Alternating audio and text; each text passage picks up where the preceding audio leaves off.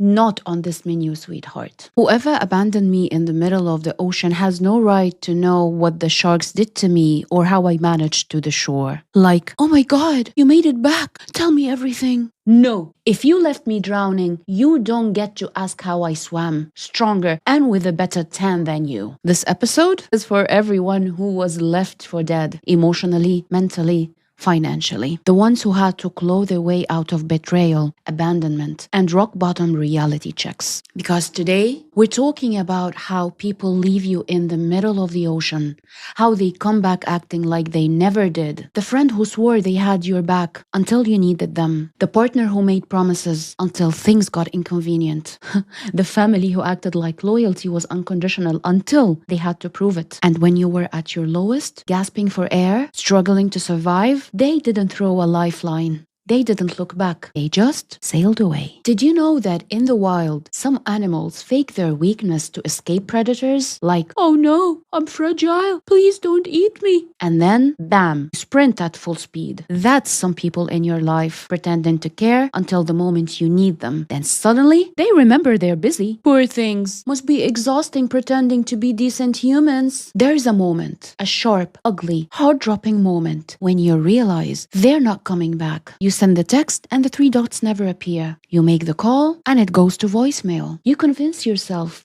maybe they're just busy. But they're not. And isn't it funny how some people aren't bad at communicating when they need something from you? You want a real-life example?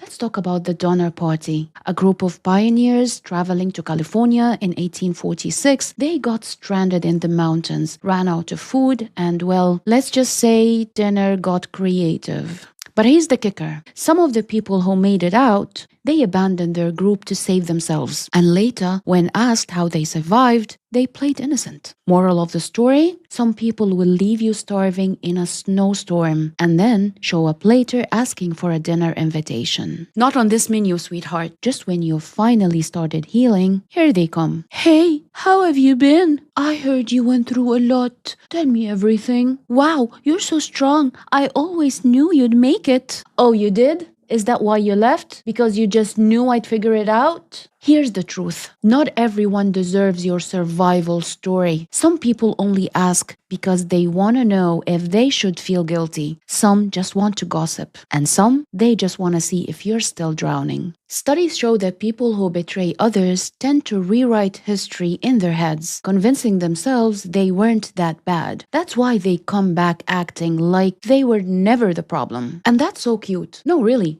The human brain working as hard to protect itself from accountability. Adorable. So what do you do when the people who left you now want the details? Simple. You don't owe them a single word. Silence is power. They want closure? Too bad. The closure is for people who stayed. The short answer, if you must respond, keep it short. I handled it. I'm good. No explanations. No details. No emotional free passes. Let them wonder. The best revenge? Thriving in a way they never expected. Let them guess.